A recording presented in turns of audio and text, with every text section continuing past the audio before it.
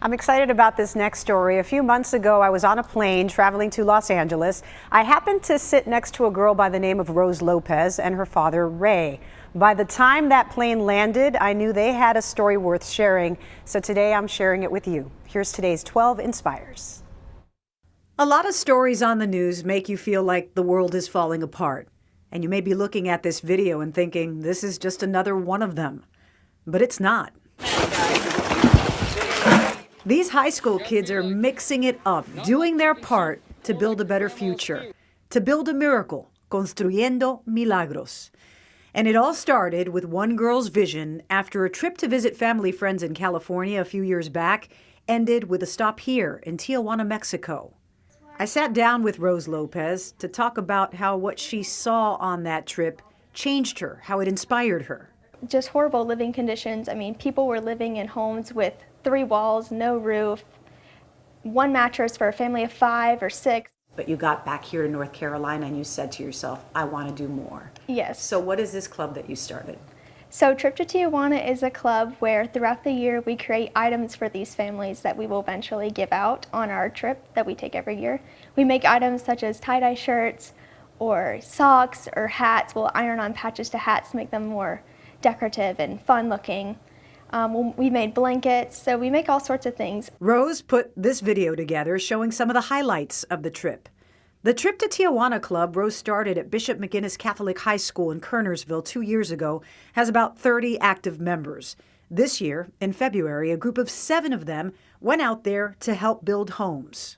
Rose's dad, Ray, chaperoned that trip, and after talking to him, I realized that he's done some building of his own along the way with Rose. I've told them since they were little when I would drop them off at school, the last thing I always said to them is be kind and do something nice for someone. Every day. I told them that every day. And she surprised us when she came back and started this club. I had no idea. Kind kids in action. Not only were they out there building homes, they were playing sports with the neighborhood kids, playing bingo, team players all the way. They worked really hard and they felt really appreciated. And everywhere you can feel the breath of love. We got to listen to them read thank you notes to all of us, and it was just really great listening to their thank yous. Like, we heard things like we are making our dreams come true. They were crying. It was just really sweet. Then came this. The group of volunteers gathers quietly, awaiting one of the families that's about to walk in on the surprise of a lifetime, a new home built just for them.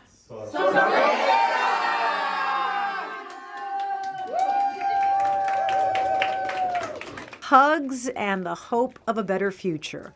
A reminder that even though sometimes the world does seem like it's falling apart, we should never count out the people who pitch in to piece it back together.